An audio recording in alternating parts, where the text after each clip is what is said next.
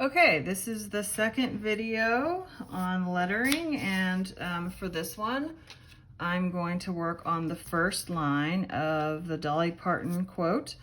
And so, as I said in the previous video, whether you're doing the Bramello font, which is what this font is, or you're doing the masculine script, you'll still have the same amount of words on the line. It just might affect a tiny bit the layout.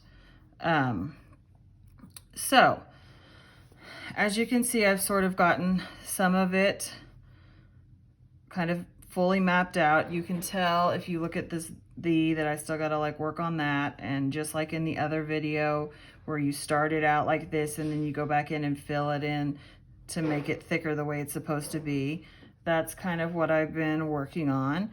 A tip that I know I've told some of you before, but you may have forgotten, is you can see, like from looking at my hand, that it's pretty, I don't even know if it's showing on this thing. It's hard to see. Okay, it's got like graphite all over it, and you know, I've done this a bunch and I still managed to do it. So if you put a piece of paper down while you're working and you work left to right, you can kind of avoid it. But you know, a lot of times you might get this down and then you need to go back over here. And so, you know, it just helps to not have it get all over the page. So if you pull up the dafont.com and you put Bramello in the search section, and then you put in the words the way I see it, like I showed you how to do a couple of videos back, it's going to pop up the words, and then you can look at it in comparison to what I'm doing, because I can't really do both at the same time. If you look at it, you can tell that I have tweaked a few things. I don't like the way the I looks, the letter I looks in this font, and I also don't really like the way the letter T looks. You can totally do them like that. It doesn't matter to me at all. But I changed it to look like this and the T to look like that. The only thing you need to do if you decide to change the way letters look is that it consistently has to be that way throughout.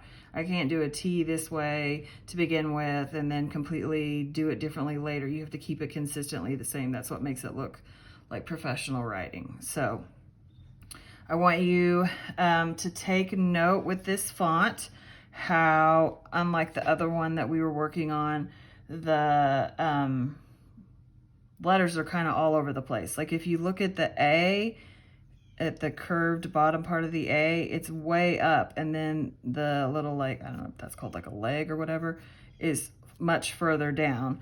But like the E doesn't do that. The E stays all the way down, but the E has to be the same. So as long as you're, again, doing your letters the same across the board all the time, it will look accurate.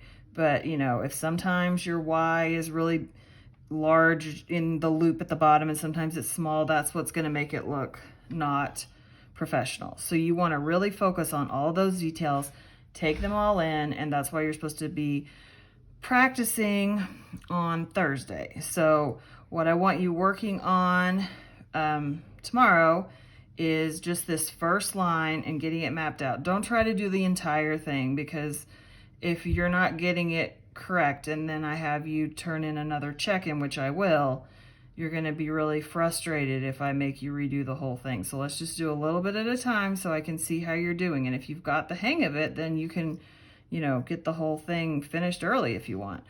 But for now, we're going to work on the first line. And so whether you do it in the masculine script or the Bramello script, if you use this quote, you're going to have 5 words on the first line and a comma. So that's kind of it for this specific video, but make sure you watch the one that is also posted for Friday before this one.